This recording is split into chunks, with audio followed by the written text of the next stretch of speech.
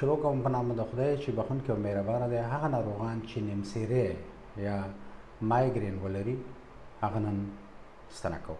دا اپیکس اوریکولا دی. د دې اختان د دې پولې سره برابر دا نقطه چې کومه ده د ګرم غرو شلمه نقطه ده. دا علاوه له دې نه چې نمسیري د درملنې لپاره یو مناسبه نقطه ده. دا د ټینیټوس یا شور چې ولري د درملنې لپاره یو مناسبه نقطه ده.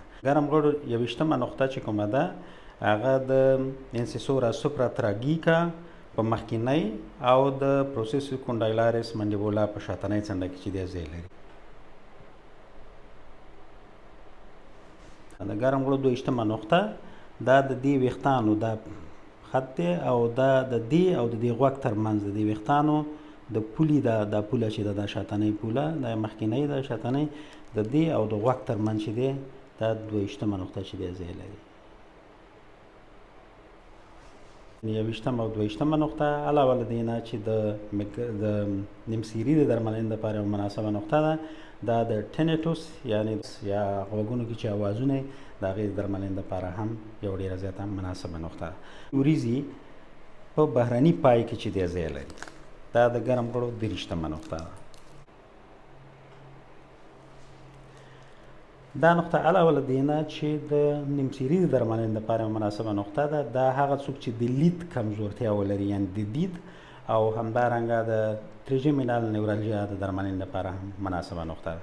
بله نقطه چې کومه ده هغه د سر او د غاړې د 5مه اضافي نقطه ده کومه چې د دې وریځو د پای او د سترګې د بهرنۍ زاویې ترمنځ چې دی ځای لري.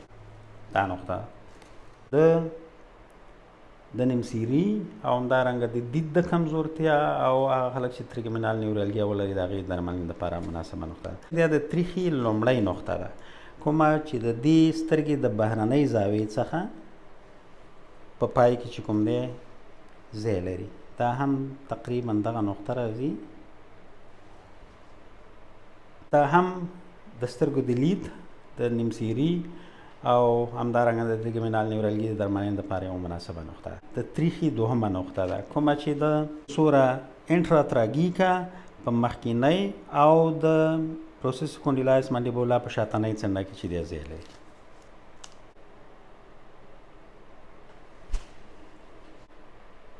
د تریخي 3مه نقطه چې کومه ده هغه د دې ارکوس سګوماټیکوس هډوکي په پورتنۍ برخه کې چې دی ځای لري.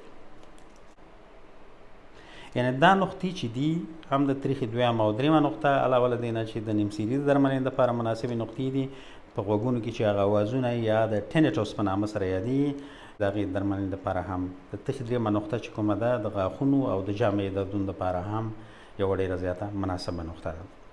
ویښتانو د شاتنۍ پولې څخه عمودي یو خط او د اپیکس اوریکولا څخه افقي د دې دواړو د یو ځای کېدو په نقطه کې چې کوم دی د تریخي 7مه نقطه چې دی ځای لري. نقطه چې ده هغه د معدې 8مه نقطه ده کوم چې تقریبا 4 کن د دې منځني خط څخه لاټرال او د ویښتانو د دې پولې څخه نیم کن اوکسیپیټال ځای لري. د معدې د 8مې نقطې علاوه له دې نه چې د نمسیري درملنې لپاره یوه مناسبه نقطه ده د سترګو د لید د کموالي دپاره د درملنې لپاره هم یو مناسبه نقطه ده. د دې معدې د 8مې او د تریخي د 7مې نقطې د اتصال یا د یو ځای کېدو په خط کې 3 نورې نقطې دي چې یو 4مه د تریخي 4مه 5مه او 6مه نقطه. د تریخي 4مه نقطې چې دی د دې خط د دې دواړو نقطو د یو ځای کېدو د خط په 4مه پورتنۍ برخه کې چې دی ځای لري.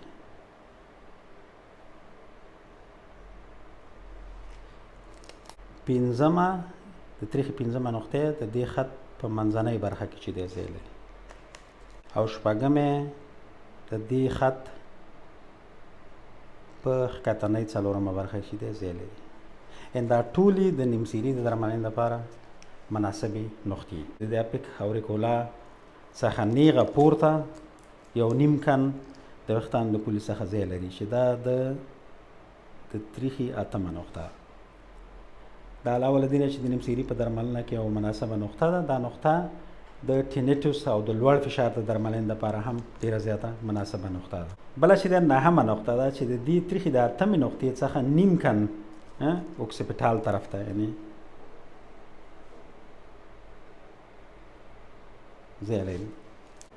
د ټینیټوس او همدارنګه د نیمڅیري درملنې لپاره مهمه نقطه ده. تریخي 12مه نقطه چې د پروسیسوس ماستویډس په ښکتنۍ برخه کې چې دی ځای لري.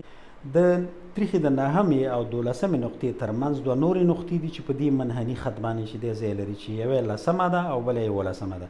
10مه د دې منحني خط په پورتنۍ دومه برخه کې او 11مې په دې ښکتنۍ دومه برخه کې چې دی ځای لري.